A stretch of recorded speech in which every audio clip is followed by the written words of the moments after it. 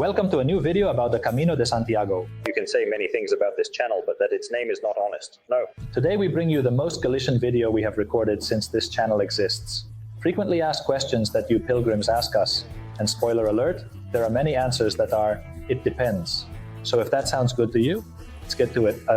Light, camera, our cactus. This is not a cactus, but well, it will have to do. The first question you ask us a lot is basically, when is the best time to do the Camino de Santiago?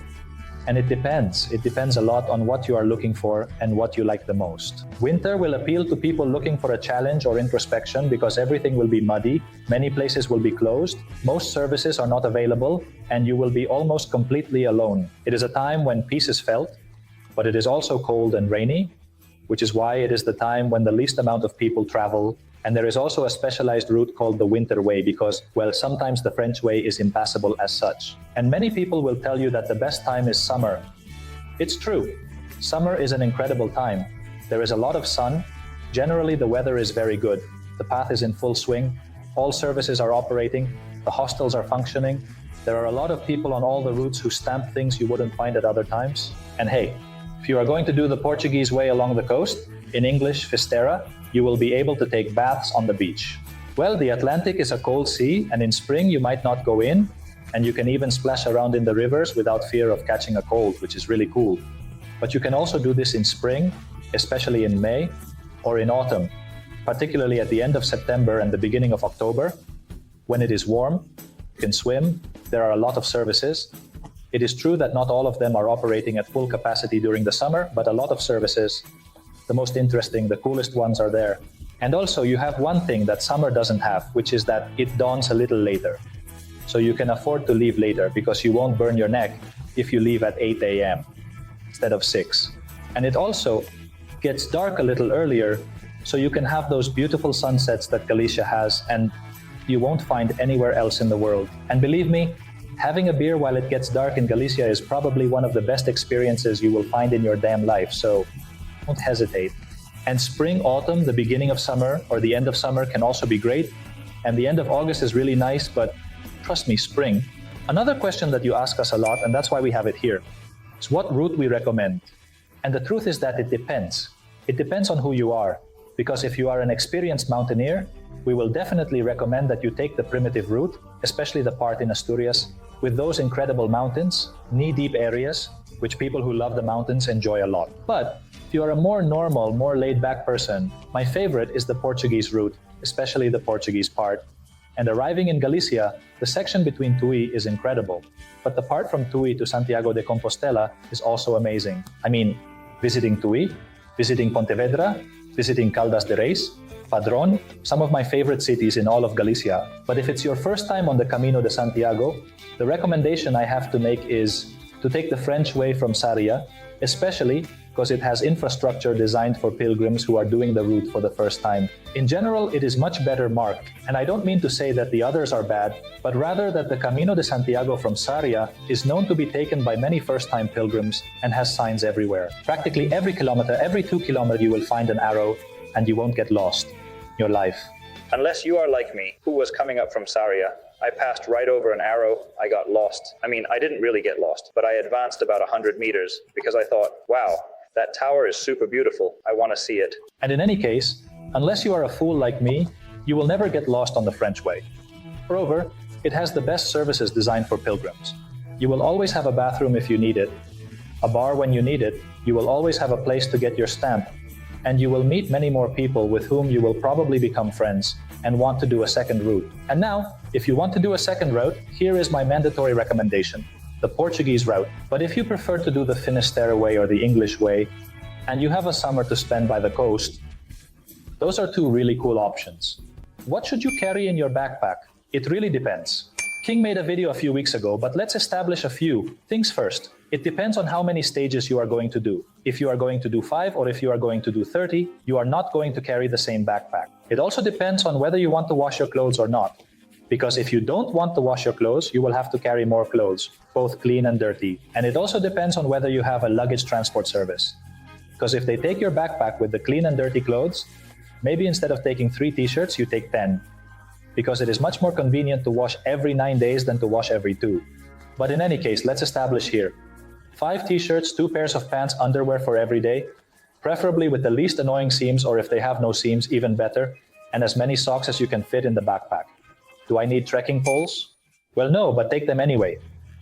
Because if you are someone who usually has knee pain, who is injured in the knees, or even has some problem or is not used to physical activity, they will help you a lot, and you might need them at any moment.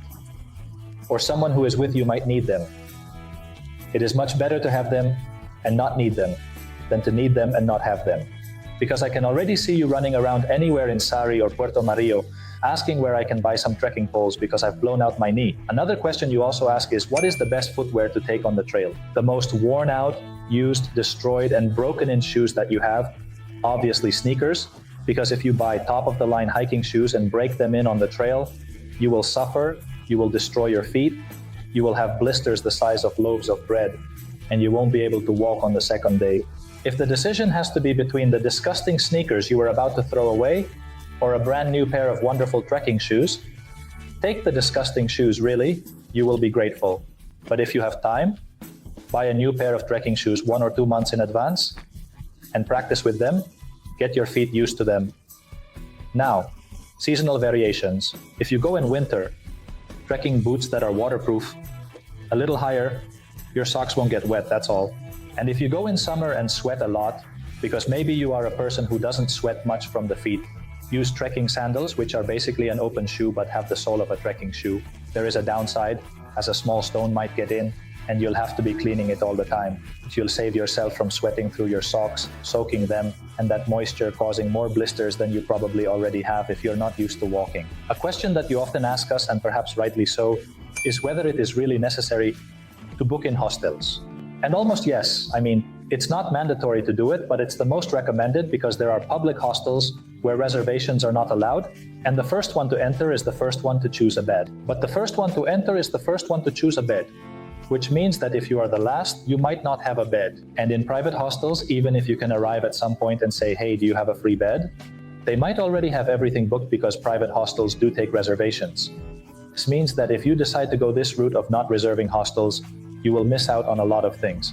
Sitting down to have something during that beautiful break, you won't be able to try the house Morgate turn, you won't be able to eat that little octopus tapa halfway to arcade, you won't be able to do a lot of things that are super interesting, you won't be able to stay and look at the landscape, which sometimes is the only thing you need while you are in Camino de Santiago because you have to be the first to arrive. So I really think that what matters most is having the accommodation reserved, whether it's a hotel or a hostel. Take $1 off your shoulders.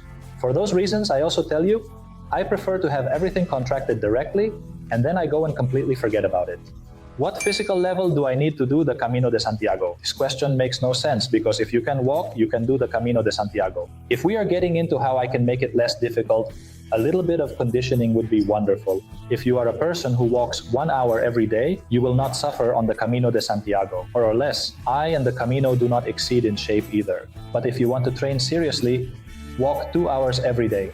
Carry a backpack with 2 or 3 kilos of weight on your back, basically to simulate the water you will carry, the snacks you might nibble on, because it is important to be well fed and have energy all the time on the Camino de Santiago.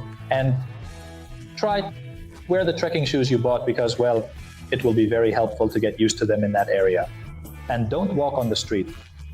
I mean, if you have a hiking trail nearby, try to take that hiking route because it will be quite similar to what you will encounter during the Camino de Santiago. Physical condition is not as relevant as we usually think at first. Get ready, because the more you prepare, the less you will suffer. But you can do it without preparing. How do I manage extreme fatigue? Well, this is not the Tour de France. It's not a marathon. This is quite manageable as long as you go at your own pace. And your pace is your pace. It's not the pace of your friend who is going faster. No, it's your pace. If you want to go a little slower because you are chatting with someone, that's wonderful. So, go at a relaxed, calm pace that allows you to take your time. And if you have to walk the whole time, do it. But still, I'm going to give you a series of tips. The first one, eat well. Being well fed is very important. And this doesn't mean you will be eating all the time, but take some nuts, some protein bars, a snack of whatever inside your backpack to have during the stages, grab some bread, and if not, buy a sandwich wherever. You will have sandwiches available every 5 5 or 6 kilometers. I would tell you to rest your feet. I don't usually do it, but I'm a life enthusiast and I go at my own pace. Rest your feet for 5 minutes, put them a little up, that is at the level of your hips or a little higher. You have the opportunity. Take off your shoes so your feet can breathe. Unless they are very swollen, and then you will suffer to put them back on. Logically, if you have the option and your feet are not super swollen, change your socks every time you take that break or every 10 kilometers. I would recommend every 10 kilometers because otherwise you will wear out your socks. Goodbye. But it's true that if you sweat a lot, you might need to change them every time you take a break. And with that, you should be perfectly fine. But there is one more thing you can do. And that is at the end of the stage, you have to bathe your legs. Bathe them or shower them, you understand me. You need to wet them with cold water, hot water, and cold water, hot water. This way, circulation improves and physical fatigue disappears more quickly. It's the difference between feeling okay, more or less okay in the morning, and feeling good the afternoon and very good in the morning. This is probably the hardest question to answer. How much do I spend on the Camino de Santiago per stage? Well, excluding the hostel, because let's assume you've taken my advice and decided to book it. Depends on whether you eat like a little chick or like a fattened chicken. I eat like a fattened chicken. And the last time I started the Camino, I spent about $25 a day, which means that in the 5 stages, I spent $125 or $130 between eating, well, having a little beer and all these snacks you can have.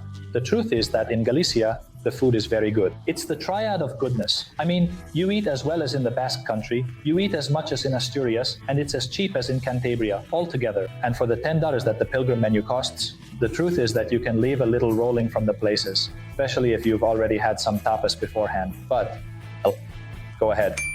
What is the typical food of the Camino de Santiago? Everything. I mean, it doesn't matter what food you think of. Everything is typical of the Camino de Santiago. You can think of seafood, octopus, padron peppers, Galician beef, pork in all its varieties, lacon with greens, a good pot of broth and stew with all imaginable parts of the pig. There are several stews that include broad beans, that include chickpeas. I mean, everything you can imagine. But let's focus on my top 5, from least to most. Raso, which is basically a garlic loin. In Galicia, it is prepared quite a bit. I have eaten it many times. I am tired of it. Padron peppers. The vegetables will always be behind the seafood. The octopus, preferably the one from Melide. Scallops. The scallops are amazing, but seafood in general just blows my mind. And the kitchen empanada. Any empanada in Galicia. The bread from Galicia is amazing. Whether it's corn or wheat, you'll be amazed. They are delicious. But if I had to choose one for my whole life, if I could only eat one more empanada, life empanada, stew empanada, to be honest, I would have put the stew in first place. Because the truth is, I am a big eater. I love eating an incredible pot of broth with some good greens and then enjoying a good stew, but I tried the empanada format once. And speaking, little about food and gastronomy and vegan, gluten-free alternatives. Well, talking about vegans, at the stalls, I can't guarantee it because some probably contain egg or butter, but at all the end of stage stops, there are vegan meals, designed so that you can have the necessary caloric intake to complete the next stage. You won't have problems in that aspect. Yes, you might be more socially limited, but you will find many places where they can offer you vegan cake. And in fact, I know of a lady, Kelly, who is preparing a vegan snack stand in the 3rd stage. She told me the last time I did the Camino. And gluten-free. I think, well, this is like saying you have to ask at the moment, but the most normal thing is that there are indeed options. Now, avoid risk factors like eating bread, and you will encourage the empanada. I don't know if you can have corn empanada, but ask in case it has any allergens that could harm you or whatever. Normally, there are alternative menus so that anyone with an intolerance or an allergy can be accommodated and can eat well. Another very interesting question is whether there are places to buy food and drink along the way. And this is not at the end of the stage, but in the middle. Yes, but let's answer this question along with another. Is it safe to drink water from the fountains along the way? Would tell you not to do it at first. There are some of these fountains that look like playground ones, square with the spout facing down, from which it is 100% safe to drink. But then the ones that look more ornamental or improvised, I would be cautious. First of all, I would tell you to observe and check that it has the drinking water sign. I will leave it here, and if it doesn't have it, then there is no access. And if it does, maybe a cow measured the spout while it was drinking, or a dog did, or maybe the rainwater came from who knows where, or some slurry got in from who knows where. So now you don't have to worry about this for a very simple reason. There are restaurants, there are bars at every stop along the way that you can imagine, You have them everywhere, and they refill your water bottle for free and happily all the time. By the way, today's tip, which will be the DIY tip of the year, is every time you enter a bar, finish the bottle, whether you have half left, a little bit, or it's full. It's better to be overly hydrated and ask the bar to refill it for you. Go to the bathroom as many times as necessary, other than being dehydrated, because a heat stroke in the middle of the way, even if there are a lot of people, can happen to anyone. And since we are talking about the credential, I will tell you how to obtain the credential. Many people believe it can be obtained at any church or cathedral in the Campo Yusan to buy. But on the Camino de Santiago trips, we send it to you when you purchase any of our packages. So really with everything you save, it might be worth it to stop by if you are thinking of doing the Camino de Santiago. I'll leave it there. And what do I do if I stray or get lost from the path? Well, look, I love this question. I ask for a very funny answer. You would have to ignore 3 things. The first, you would have to ignore arrows and the markers that are every few kilometers. You would have to ignore the line of pilgrims in front of you and the line of pilgrims behind you. And also, you would have to ignore the shouts. Surely there is in your group also a man from La Mancha who will ask you, "But where are you going?" A greeting from here, Julian. But if you happen to get lost by any chance because you didn't hear someone shouting at you in case you lost the arrows, you're deviated in any direction, which is very difficult for this to happen if you haven't made many strange movements, and there aren't many strange movements around. They tend to be quite long straight paths and so on. The only thing you have to do is turn around, look for the last marker you knew or where the pilgrims have gathered. But in the worst case, if you had to take a crazy detour, you are really lost. If you are really lost, knock on a neighbor's door. So, if there is no one walking around, you knock on a neighbor's door, explain the situation that you are lost, and ask, "Excuse me, how can I get back to the Camino de Santiago?" And they will tell you. Maybe they will tell you in Galician, because the people of Galicia have that bad habit of speaking in Galician. But I am sure that if you ask them to speak slowly, they will do it. So don't worry, you are not going to get lost on the Camino de Santiago. And now let's go to the area that is a little more traditional, I think.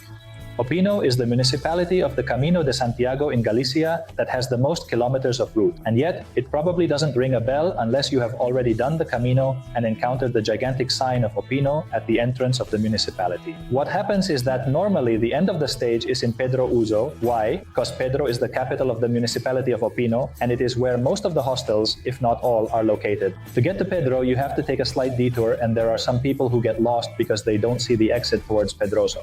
So if you reach kilometer 19, you have to ignore a street called Rua Peregrino. You have to ignore a giant graffiti that says Camino de Santiago like Pino 1. A lot of signs actually. When you reach kilometer 19, what you need to do is turn back towards the village and go straight down that street. Just by going straight, you will reach the town hall square, and if you go down a little further, you will be in the main square of Pedro Usa, which will have a statue of a rooster where there used to be a street light. It is a very beautiful area within the town hall itself. There you are in Pedruso, which is basically the straight street.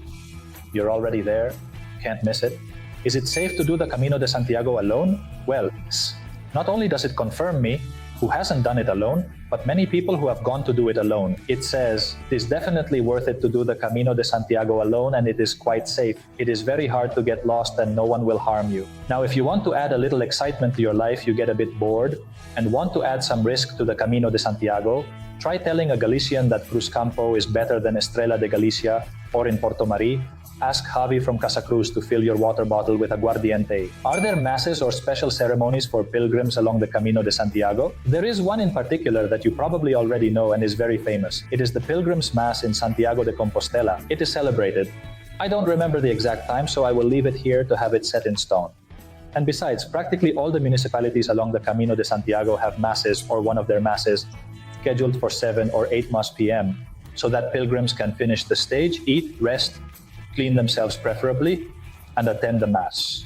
And now I don't know how many priests watch the channel, but if you are a priest, remember that if you want to co-officiate a Mass, you have to show up 20 minutes early. Bring the celebrum, I think that's what it's called, the permission from your bishop that you can co-officiate Mass outside of your parish, which might interest you, so prepare it just in case. What traditions or customs should be respected along the Camino de Santiago? Well, Alex made a short for you some time ago in which he talked about leaving stones on the milestones. When I walk the Camino de Santiago, I take a stone in the first stage and carry it to Santiago de Compostela. Then I keep it at my house. I don't leave it thrown by any fountain. Do it. Who gets angry? On the other hand, there are other traditions, other customs that are also quite cool, like the stairs of Puerto Marin, where you shouldn't stop in the middle of them, or you will have bad luck in love for 7 years. Some people say it's bad luck in sex. Either one. You don't want to have them, so go up the stairs all at once. You can go slower, at your own pace, but don't stop at any moment. Another tradition that is really cool but that you won't be able to do exactly in Galicia is filling your scallop shell with wine at the wine fountain. And it's true. You can't fill it at the fountain because we don't have the wine fountain. But that doesn't mean you can't stop in the middle of any stage and tell the current camper, "Hey, give me a Gita River in the scallop shell or give me a Ribera del Duero." "Oh, well, you're in Galicia, ask for a Galician wine." How many days do I need to do the Camino de Santiago? Well, depends. It depends on the number of stages, and you have to add 2 days to this. For example, if you are going to do the French way from Sarria in 5 stages, arrival day in Sarria 1 day, 5 days it will take you to do the Camino, plus 1 more that you need to rest in Santiago and visit the city the next day. And don't be a terrorist. Don't leave at 6 p.m. On the day you arrive in Santiago, because Santiago is a city that is definitely worth seeing, a charming place for breakfast, full of beautiful and spectacular monuments. And if you want us to make a video dedicated exclusively to the places to have breakfast in Santiago de Compostela, or directly to the monuments you can't miss in Santiago de Compostela, apart from its secret spots, hit the like button as many times as you can and subscribe to the channel so you don't miss out. Well, the next 4 questions we will answer very quickly because they are quite easy to respond to. How much do you walk in each stage? Well, it depends on the stage, but the average is 25 kilometers with some peaks of 35 and some days where you only walk between 15 and 19 kilometers. Can I do the Camino de Santiago by bike? Yes, but then you will cover double the kilometers. If you want to get the Compostela, most places you can leave your bike. It won't be a problem at all. On the other hand, can I do the Camino with children? Yes, but keep in mind that each child is a world, and while there are some who will overtake you, there are others who, after walking 7 kilometers, will say daddy, daddy, mommy, mommy, and will start crying asking to be picked up. Not all children can endure the same. You need to know your children or your nephews or the kids you are going to take. They can handle it, they will do perfectly, they will have a great time, and they will get to know a lot of spectacular places. Galicia has a fantastic array of natural sights and stories to tell. Can I do the Camino de Santiago with a dog? Yes, but there is an important limitation here, which is that you cannot do it in hostels because otherwise everyone might bring their dogs into hostels and that causes conflicts. But yes, there are many guest houses that allow pets. You can usually bring dogs inside restaurants and bars, and in general, it is nice to be able to do it with your pet.